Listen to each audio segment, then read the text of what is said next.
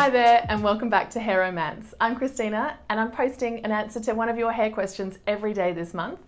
So hit subscribe so you don't miss my next video. Now we've already talked about curl cream and oily hair and the links for those in the description box below.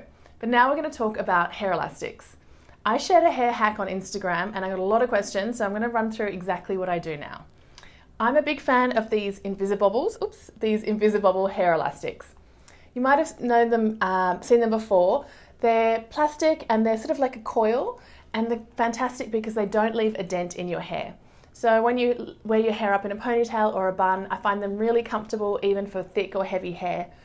They hold up well, but they don't leave a mark in your hair. So they're terrific if you're going to the gym in the middle of the day and you want to put your hair up, and you can still take it down and it looks pretty much the same as when you started. So they're fantastic, but after a little while, they do start to stretch out and they can still wind around, but they're not as good. But there's a way to shrink them back to their original shape, and I'll show you exactly what I do. Now, the first step is to boil the kettle, but you don't need boiling water for this. You just need hot water.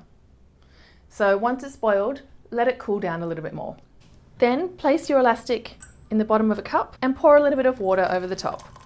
You can see it shrink back straight away. Now be a little careful when you're taking the elastic out of the water. It is hot, so I just usually drain it into the sink and then it's good to go. So that's how you shrink your invisibobble back to its original size. I hope it helped that I used some green ones because I didn't think you'd see the clear ones very well in the example. But you can get them in a bunch of different colours and they're fantastic no matter what your hair type is.